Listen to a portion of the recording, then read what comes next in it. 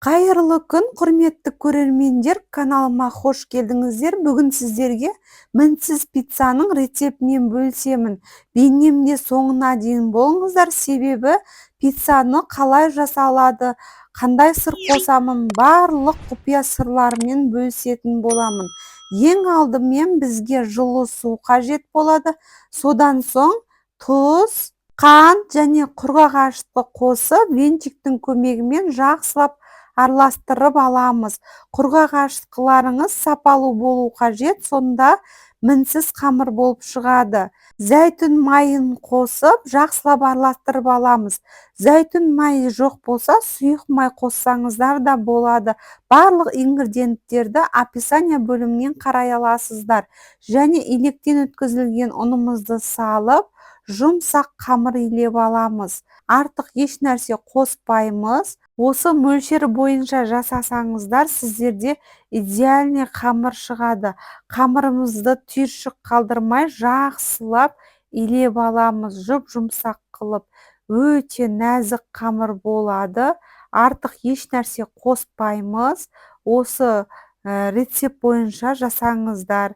Менің рецепттерім сіздерге ұнаса, достарыңызбен бөлісіп, каналыма тіркеліп, қоңырау батырмасын басып қойыңыздар. Және 2 шай қасық зәйтүн майын қосып, жақсылап ең соңында 1-2 қайтара илеп аламыз.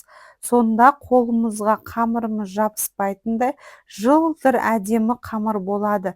Зәйтүн майы қамырды өте жұмсақ қылады. Сондықтан да сіздерге кеңес беремін, пиццаға зәйтүн майын қолданыңыздар.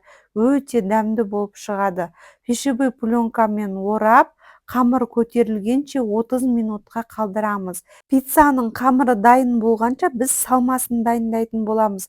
Осы қамырдан 2 пицца шығады. Біреуін маргарита қыламыз, біреуін пепперони пицца қылып жасайтын боламыз. Помидор, колбаса, ірімшігімізді барлығын дайындап аламыз. Соусын да дайындап аламыз. Мен соусты қарапайым қылдым. Майонез және кетчупты араластырып алдым. Пиццаға арналған соус жасасаңыздар болады. Алдағы уақытта оны сіздерге жасап көрсететін боламын. Сондықтан менің каналыма тіркеліп алыңыздар, сіздерге күшті рецепттермен бөлісіп отырамын. Ендігі кезекте шұжығымызды жіңішкелеп, тура бейнедегідей турап аламыз. Сіздер өздеріңізге ұнайтын шұжықты пайдаланыңыздар. Осы шұжық менің балдарыма қатты ұнайды, сондықтан осыны пайдаландым. Керекті мөлшерде шұжығымызды турап алдық. Енді соусты дайындаймыз. Ол үшін бізге ең алдымен кетчуп және майонезімізді жақсылап біркелкі болғанша араластырып аламыз.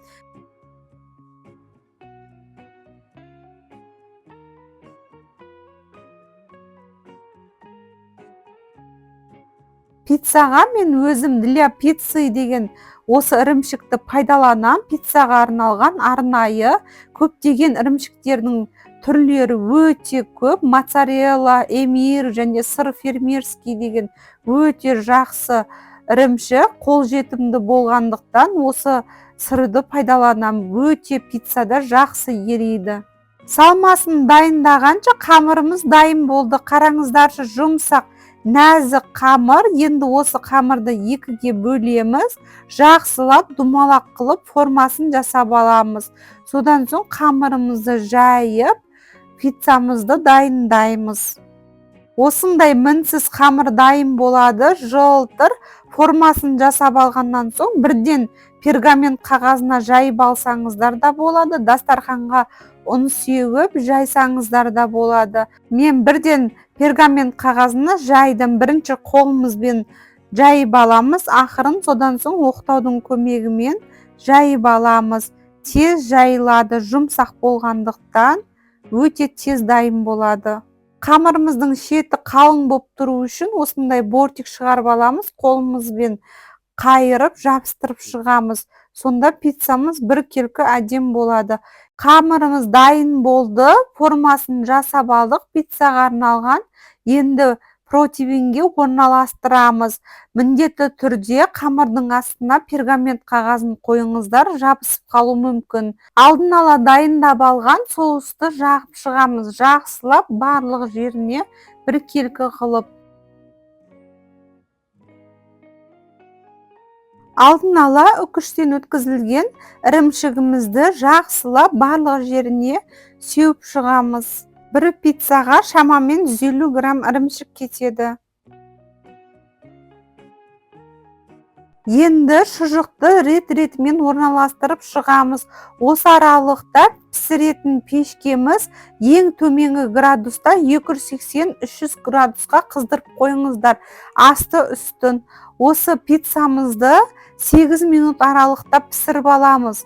Кем дегенде одан көп болып кетсе, қамыры қатып, ірімшігі күйіп кетуі мүмкін. Сондықтан да 8 минут аралығында пісіріп алыңыздар. Біздің пиццамыз дайын болды. Пепперони пиццасы өте керемет, жұмсақ болып шықты. Сіздер де жасап көріңіздер. Келесі кезекте маргарита пиццамызды дайындап аламыз. Қамырын дәл алдыңғы пиццадағыдай домалақ етіп, формасын жасап жайып, қолымызбен содан соң оқтаудың көмегімен жайып, қамырдың шеті қалың болып тұру үшін бортик шығарып аламыз. Қолымыздың көмегімен жандарын орап шығамыз, бір-біріне қосып жабыстырып.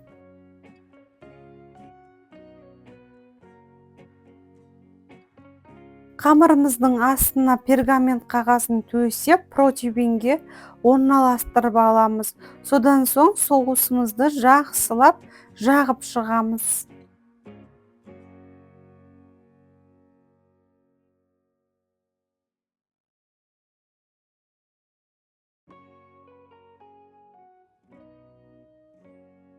Алдын ала дайындап алған ірімшігімізді барлық жеріне біркелкі қылып себеміз.